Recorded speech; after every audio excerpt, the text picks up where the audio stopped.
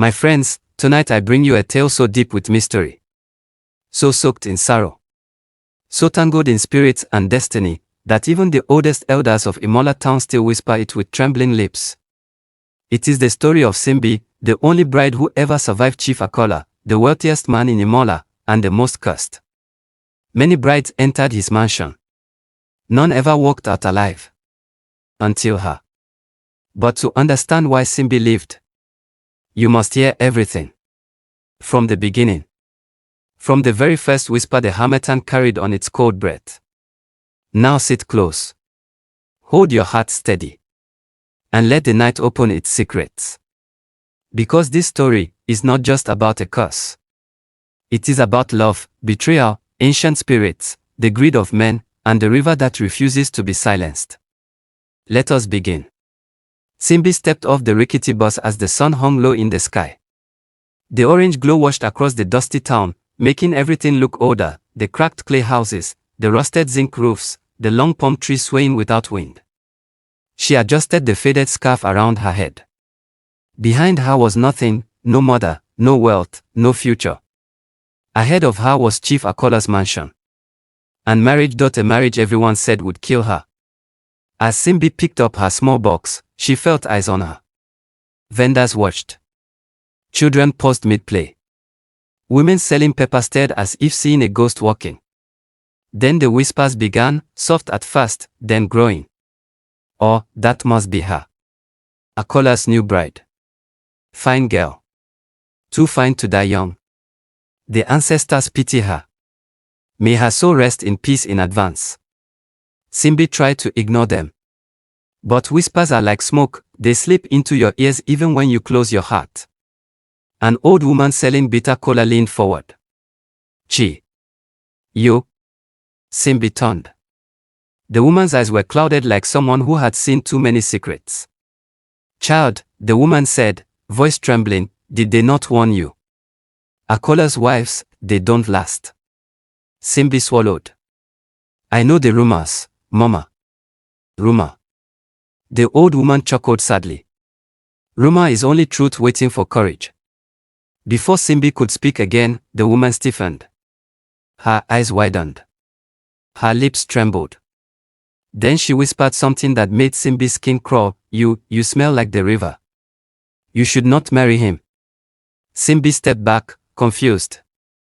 But before she could ask, a sudden gust of wind swept through the market.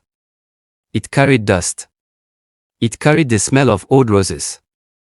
And it carried a whisper meant only for her. Turn back, before he drinks your soul too. Simbi spun around. No one was there. Only the wind. Only the shadows. Only her fate. Simbi walked along the long, winding path to Akala's mansion. The road was eerily quiet. No laughter. No sellers. No wandering goats. Not even birds. It was as if the path knew who she was going to meet. As she approached the mansion's giant gate, she saw the guards, two tall men dressed in dark red wrappers, each holding long staffs carved with symbols of old deities. They watched her without smiling. Without blinking. One guard stepped forward. You are Simbi? Yes, she whispered. He nodded slowly. Then may your spirit be strong. Simbi didn't know whether it was a blessing or a warning. The heavy gate opened with a groan. And for the first time, she saw the mansion. Akala's mansion was enormous, 3 floors of ancient stone, ivory-colored pillars, bronze statues of animals that looked almost alive. At the far end of the courtyard, a man stepped out. Simbi's heart skipped. It was Chief Akala. He walked with calm confidence, his robe flowing behind him like the tail of a king's cloak. He was tall, broad-shouldered, and undeniably handsome, the kind of man whose mere presence demanded attention. But what struck Simbi most were his eyes. They were warm, yet carried a strange glow like the last ember in a dying fire. He smiled gently. Simbi, he said, welcome to your new home. His voice was smooth. Deep. Almost comforting. But something inside her whispered, run. A voice her mind could not understand, but her blood did. Still, she bowed respectfully. Thank you, my lord. Chief Akala offered his hand.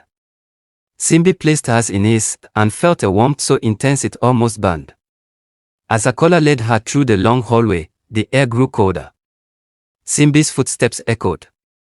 Akala spoke softly, asking about her journey, her family, her likes. He seemed gentle, kind even. But as they turned a corner, Simbi froze. On the wall hung 3 enormous portraits. 3 women. 3 brides. Each wearing beautiful wedding attire, each with soft smiles frozen in time. But beneath each portrait was a small plaque with their name and the date they died. Simbi's breath caught. Akala stopped beside her. They were good women, he said quietly. Life is unpredictable. Simbi nodded, but her stomach twisted. Something was very wrong here. Very, very wrong. Simbi's room was beautiful, large windows, soft curtains, a bed that could swallow her whole. But beauty does not silence fear. That night, as the moon hid behind clouds, Simbi heard it. A cry. A woman's cry. Soft, but full of sorrow. She sat up. Listened. The crying grew louder. Closer. Then, knock. Knock. Knock. Simbi's heart pounded. Who is there? She whispered. Silence. Then more weeping. The kind of weeping that came from a soul torn apart. Simbi swallowed hard and opened the door just a crack. The hallway was empty. But the air smelled of wet earth, old roses, and something else, something cold. A breeze touched her face. A whisper followed. You are not safe here. Simbi slammed the door and crawled under her blanket. But sleep never came. The next morning, golden sunlight filtered into Simbi's room, but instead of warming her heart, it felt cold. Her eyes were heavy from lack of sleep. Her hands trembled as she washed her face. At breakfast, Chief Akala sat at the long dining table, eating quietly. The table was set for 2, yet it felt like 1,000 eyes were watching. Simbi sat opposite him. The silence stretched. Finally, Akala spoke. You look tired. I'm fine, Simbi lied. Akala stared at her for a long moment, then nodded. After a few bites, Simbi gathered enough courage and asked, My lord, why is the west wing locked?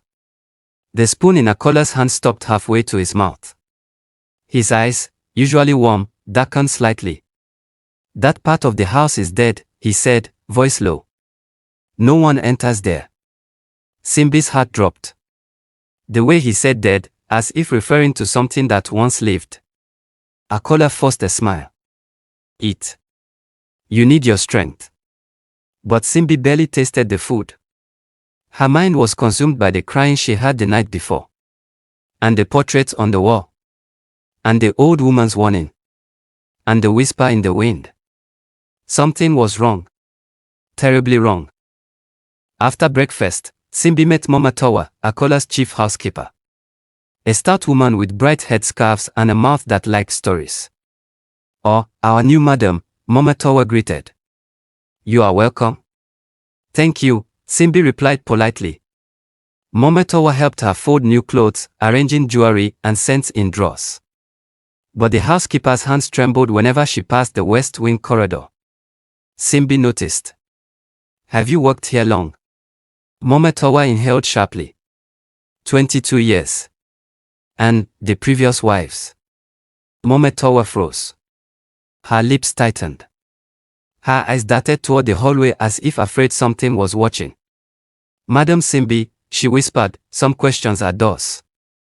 And once you open a door in this house, you may not like what comes out. Simbi swallowed. What happened to them? Mama eyes filled with fear. Real fear. The house remembers their screams, she said softly. Leave while you still can. Simbi's chest tightened. Why didn't you warn them? Mama hands shook violently. I did. But the house eats courage. A sudden loud thud echoed through the corridor. Mama jumped. Her hand flew to her chest. Madam, please, stay away from the west wing. But Simbi was no longer sure she could. Later that evening, after Akala left for a meeting, Simbi sat alone in her room, staring at the hallway. The west wing door seemed to pause, as if calling her name. Something was there. Something that wanted to be seen. A cold breeze drifted into her room, even though the windows were closed. Then she heard it. A whisper. Soft. Urgent. Simbi, her blood froze. She stood up. Picked a lantern. Opened her door. The entire mansion felt different at night, the air thicker, the walls echoing memories, the shadows longer. Simbi walked slowly. Each step heavier than the last. The west wing door loomed ahead. Wood old and cracked, locked with a rusted chain. But the moment she touched it, the chain fell off by itself. The door creaked open. And darkness swallowed her. The first thing Simbi noticed was the air. Cold. Still. Old. Lantern trembling in her hand, she stepped forward. The hallway was lined with doors, all closed. Some stained with dark marks. Some scratched violently. She heard a faint hum, like distant chanting. Her feet moved on their own, drawn to the final door at the end of the corridor. A door covered in carvings, wedding veils carved into the wood. Names etched faintly beneath them. The names of Akala's past wives. Simbi's breath hitched. She pushed the door open. The room was circular. No windows. Walls covered with torn wedding veils, white fabric aged into a sickly yellow. They hung like ghosts waiting for judgment. But the center of the room held the true horror. A stone altar. A bowl carved from black rock. Filled with thick, dark liquid. Blood. Simbi stepped closer, hands shaking. The liquid began to ripple even though nothing touched it. Then, slowly, 3 faces formed on the surface. The faces of Akala's wives. Their eyes hollow. Their lips trembling.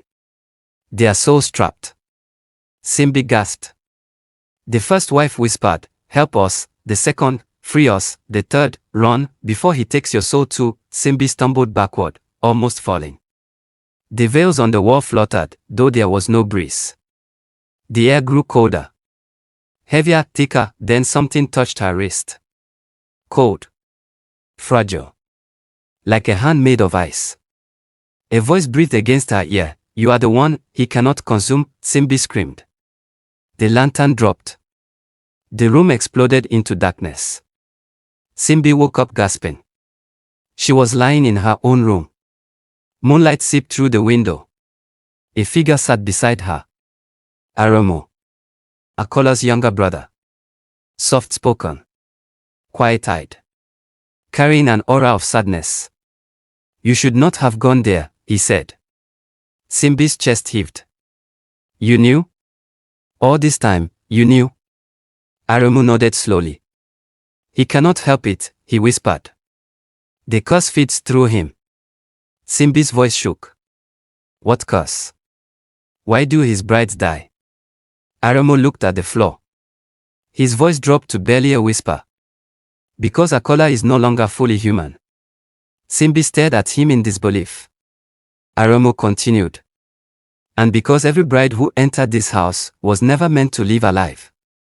Simbi shivered uncontrollably. "You must run," Aramo said. "Before the spirit takes you too." Simbi swallowed hard. "I'm not running. Not until I know everything." Aramo hesitated. His eyes filled with pity. "Then prepare your heart, Simbi, because the truth is darker than the night." He stood. "Meet me behind the Iroko tree at dawn. And I will tell you how it all began."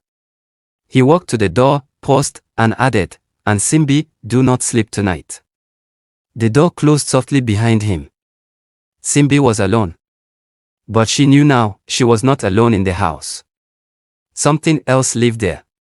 Something waiting. Watching. Hungry. Before dawn broke, the mansion was still. Too still. Simbi crept out of her room, hugging her wrapper tightly around her shoulders. The air outside was cold, the kind of cold that didn't belong in a tropical town. The moon was fading, giving way to a pale morning sky. Behind the mansion stood the colossal Iroko tree, its branches twisted like ancient arms reaching toward the heavens. Aramu stood there waiting. His face carried the weight of 1,000 secrets. "You came," he said softly. "I need answers," Simbi replied. Aramu nodded. He touched the ancient bark of the Iroko tree. "This tree witnessed everything," he began. "The beginning and the curse." Simbi listened, heart pounding. Aramu spoke like someone reciting a buried truth.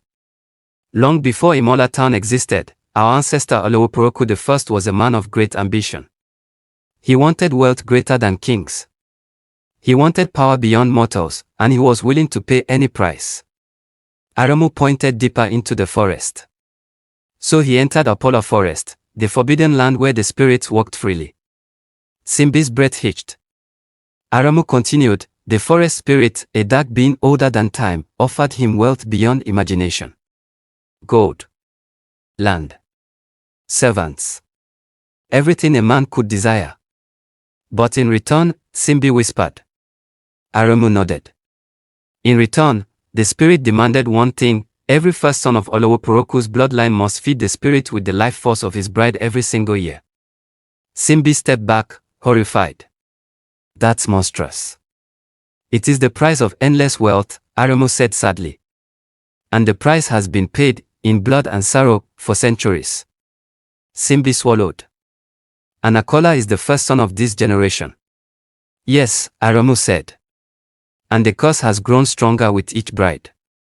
Aramu's eyes grew dark. "You saw the veils in the forbidden wing. Those were not just souvenirs. They were sacrifices." Simbi shivered. "The spirit wants the life force," he explained. "The very essence of Akala's wives. The moment they marry into this family, their souls become bound to the curse." How do they die?" Simbi whispered. Aramu hesitated. "Some are taken gently, their spirits pulled from their bodies in their sleep. Some are taken violently, driven mad by visions until they break. Some simply vanish." Simbi hugged herself. "And Akala?" "Akala is the vessel," Aramu said. "At night, when the spirit possesses him, he becomes the tool of the ritual even if he fights it." Simbi's heart squeezed. "Does he know?" Aramu nodded. "Every day, he battles the spirit inside him. But the spirit always wins."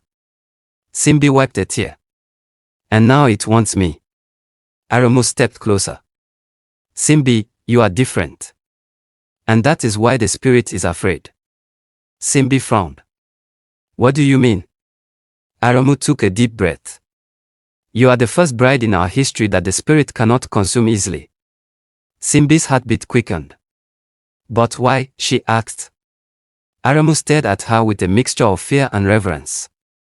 "Because Simbi, your blood is not ordinary." Aramu continued. "When you stepped into the mansion, the entire house changed." Simbi blinked. "Changed how?" Aramu whispered, "You brought water into a house of fire." Simbi didn't understand. Aramu sighed. "Simbi, do you know who your mother truly was?" Simbi looked down. "She was just my mother." Aramu shook his head. "Your mother was a descendant of the priestesses of Odo River, a sacred bloodline that carries the power of water spirits." Simbi gasped. "My mother? A priestess?" Aramu nodded. "Not a practicing one, but the power flowed in her veins. And now, in yours." Simbi felt dizzy. "Your pendant," Aramu said, pointing at her neck. "That stone is not ordinary. It is a river stone, a gift from the water spirits." Simbi clutched it. "My mother said it would protect me." "And it will," Aramu said. "If you know how to use it." That night, Simbi tried to sleep. But her mind was a storm. Eventually, exhaustion won. And when she slept, she dreamt. The world became water, endless, shimmering water. A woman emerged from the river, glowing with blue light. It was Simbi's mother, but younger and radiant. Her voice echoed through the dream, "Simbi, daughter of the river, you carry the blood that can break the forest." Simbi reached out, crying, "Mama, help me. What must I do?" Her mother placed a warm hand on her cheek. "Your fear is your enemy. Your spirit is your weapon. Wake and claim what is already yours." Simbi whispered, "What must I fight?" Her mother's expression darkened. "You must face the forest spirit itself and free Akala or die in the attempt." Simbi gasped and awoke with a scream. Her pendant glowed brightly on her chest. The mansion was silent. Too silent. Simbi sat up, her breath foggy in the cold air. Then she heard it. A sound. A whisper. No, a chant. Akala's voice. Low. Deep. Not human. Simbi stood, trembling. She opened her door. The mansion was dark. Only the moonlight guided her. She walked downstairs slowly. And there, in the center of the living room, was Akala. But he was no longer himself. His eyes glowed molten gold. His veins pulsed black. His spine arched unnaturally. He turned toward her slowly. When he spoke, two voices echoed from his throat. "Simbi, the time has come." Simbi stumbled backward. Akala took one step, and the lights flickered. Another step, and the ground trembled. Simbi raised her pendant. It glowed brightly. The spirit inside Akala roared. He lunged, hands stretching, shadows swirling around him. Simbi lifted the pendant fully, and a flash of blue light exploded outward. Akala screamed, or perhaps the spirit did. He fell to his knees, shaking violently.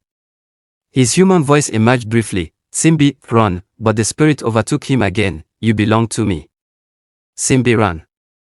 Simbi fled from the mansion, her bare feet slapping against the cold marble floor, the pendant glowing wildly against her chest. Behind her, Akala's roar shook the hallways. It wasn't the voice of a man. It was deep. Layered. Ancient. A voice dragged through centuries of pain. Simbi reached the front door, but it slammed shut on its own. She screamed. Turn left. A window burst open, wind howling like 1,000 unseen mouths. She turned right. The shadows twisted violently across the walls, stretching into clawed hands. Simbi cried out, "Please. Someone help me." The mansion answered in whispers, "Run, run, not that way." Simbi was panting, her heart racing painfully in her chest. Then she heard a loud BAM. Akala, or the thing controlling him, was moving again. And it was coming for her. She sprinted toward the back door. The very moment she reached it, the latch unhooked by itself, as if an invisible hand invited her out. Simbi burst into the night. The wind outside was colder than usual, unnaturally cold. Goosebumps rose across Simbi's arms. Behind her, the mansion growled, as if angered that its prey had escaped. Rushing across the backyard, Simbi darted past the old well, past the storage hut, and straight toward the only place she could think of, the Iroko tree. But as she neared it, she slowed. Because she was no longer alone. White shapes began to appear around the tree, like silhouettes forming out of moonlight.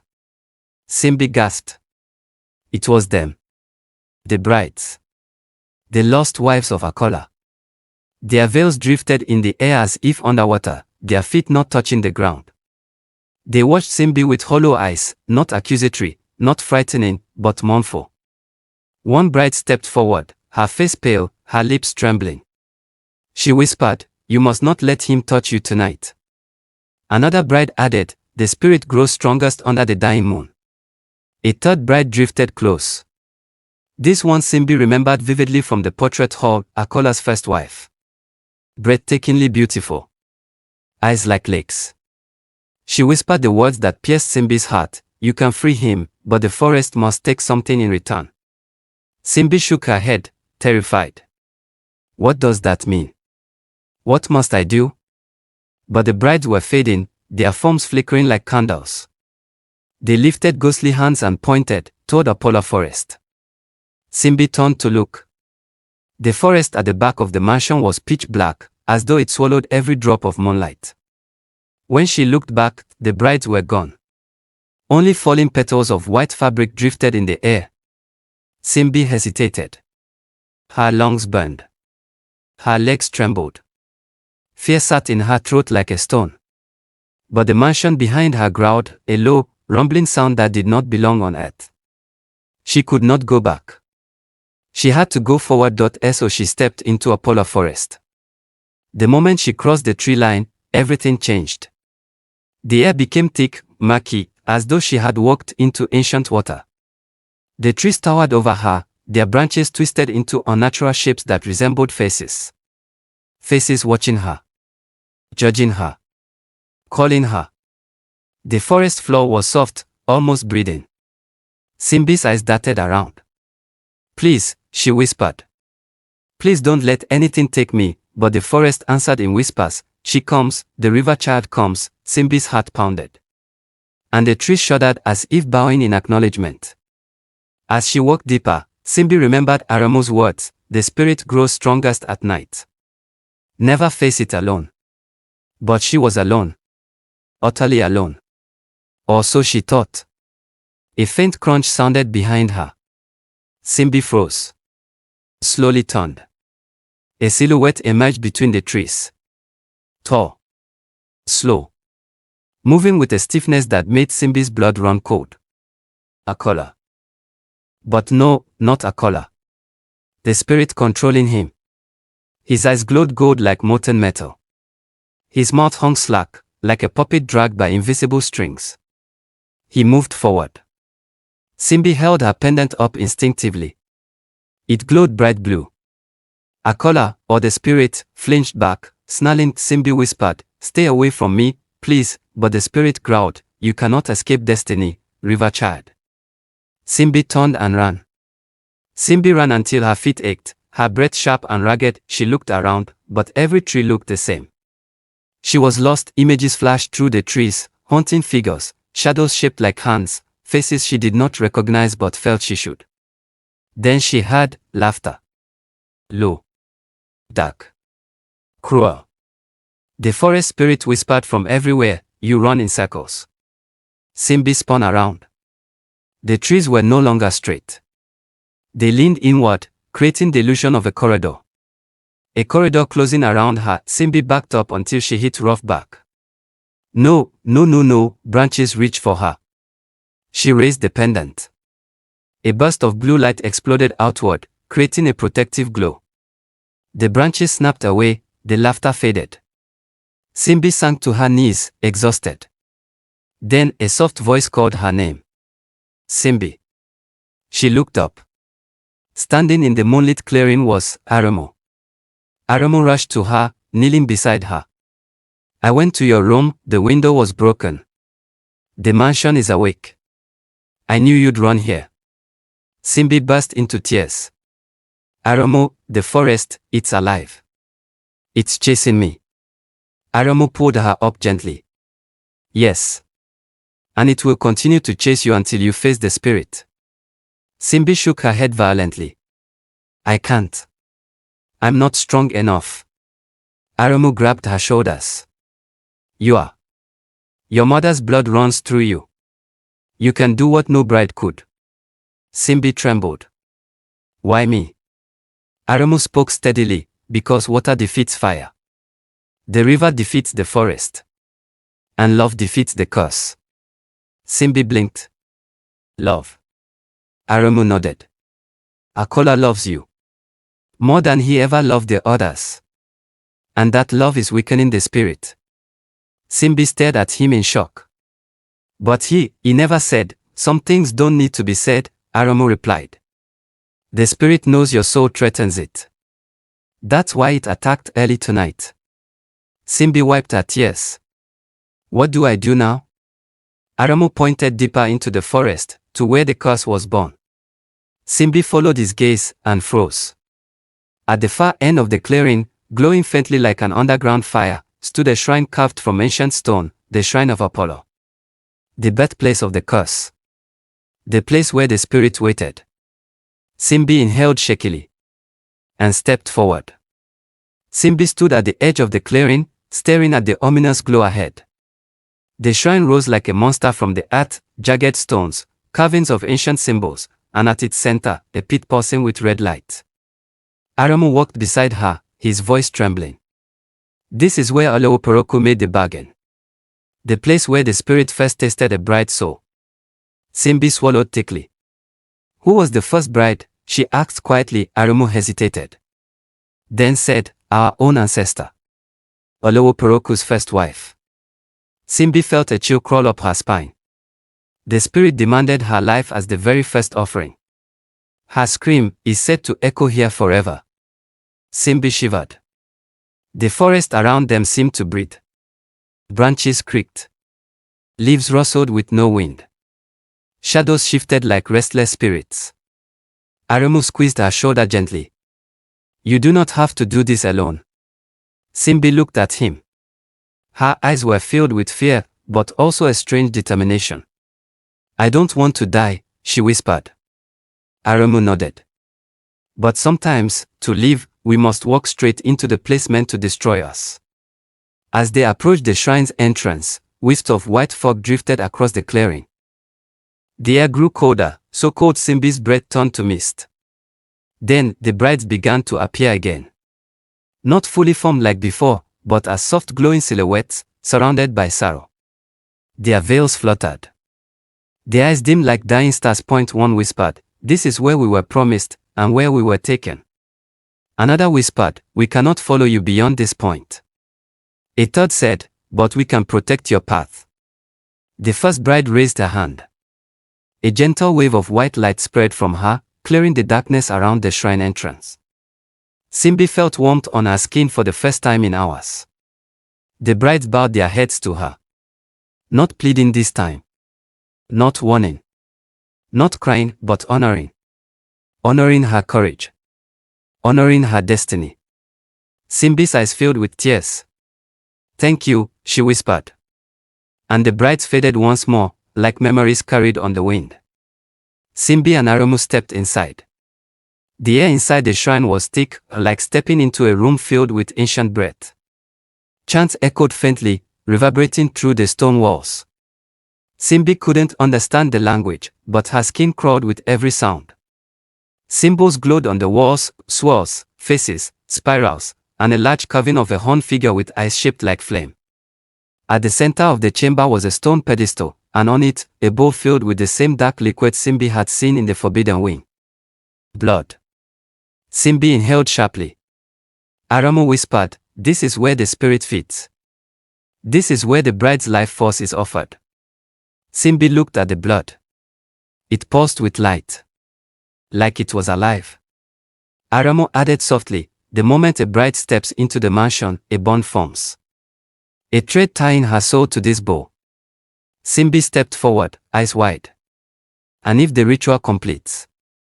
Aramu answered, then your essence enters this bowl. And the spirit grows stronger for another year. Simbi shook her head violently. No. Not me. I won't let that happen. Aramu looked at her, with sadness in his eyes. That is why your mother's bloodline matters. You can fight what others could not. Before Simbi could respond, a scream tore through the forest. A scream that shook the shrine walls. Akala.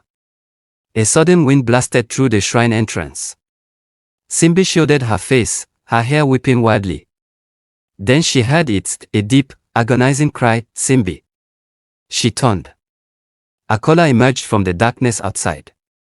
He staggered forward, hands gripping his head, eyes flickering between human and monstrous. Veins glowed. His skin pulsed. He fell to his knees, screaming as though something inside him was ripping him apart. Aramu rushed forward, Akala. Fight it. Fight the spirit. Akala's voice broke, Simbi, run, please, the spirit inside him roared, she is mine. Akala slammed into the ground, claws of shadow erupting from his back. Simbi cried out, no. Akala, please, fight it. Don't let it take you. Akala looked up at her, his eyes briefly human. Tears streamed down his face. I'm sorry, Simbi. I never wanted you to suffer. Simbi knelt beside him, sobbing. Akala. I don't care about the curse. Just come back, please. But the spirit surged again, forcing his body to convulse. He roared, a sound not meant for human throats. The ground cracked beneath him. Aramu pulled Simbi back. You must not touch him now. The spirit will drag you into him. Simbi cried out, but he's fighting, he's trying. Aramu yelled, he's dying. And if you don't act now, he'll kill you without meaning to. Simbi stared at Akala, her heart ripping. She whispered, I won't abandon him, not like this. The shrine darkened. Every torch blew out. Every glowing symbol vanished. A chilling silence swallowed the air. Then, from the shadows behind Akala, a form began to rise. Tall. Twisted. Grotesque. The forest spirit. Its body was made of branches, roots, and darkness. Its eyes glowed like molten gold. Its horned head scraped the shrine ceiling. Its voice came from everywhere. Little river child, you dare enter my shrine. Simbi trembled, but stood firm. I'm not afraid of you. The spirit laughed, a sound like trees cracking in a storm. You should be. It leaned forward. Your blood smells different. Sacred. Forbidden. It burns me. Simbi clutched a pendant. My mother said I could destroy you. The spirit hissed. She lied. Aramu stepped forward, voice shaking, the river bloodline can end your curse. The spirit roared. Fools. Her power cannot kill me, only weaken me. Simbi blinked. What does that mean? The spirit's voice rumbled, to break the curse, the life must be traded. A soul for a soul. Simbi froze. Aramu gasped. What life? Simbi whispered.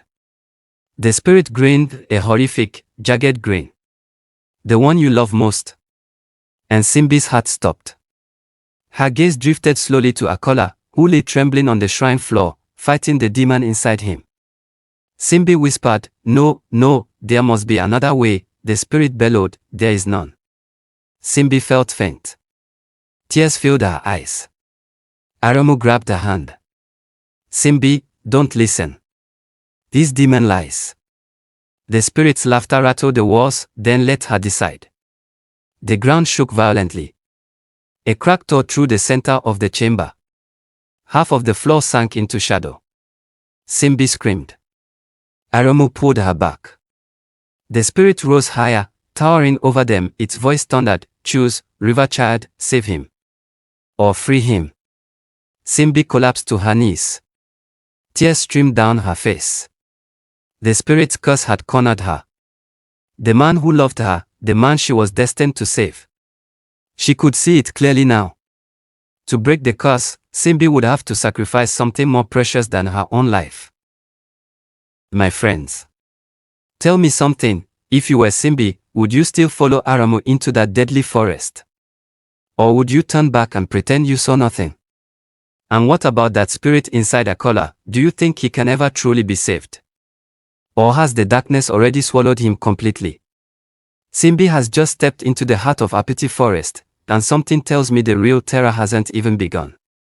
So tell me in the comments, what do you think Simbi will discover at the shrine? Can love survive a curse this old? Do you believe Simbi has the power to defeat the forest spirit? Your guesses might just be part of the next chapter. If you're enjoying this tale, make sure you subscribe to Stay Folktales and turn on your notification bell, because part 2 is coming soon, and trust me, what Simbi finds inside that shrine will change everything. Don't miss it. The next chapter is darker, deeper, and far more dangerous.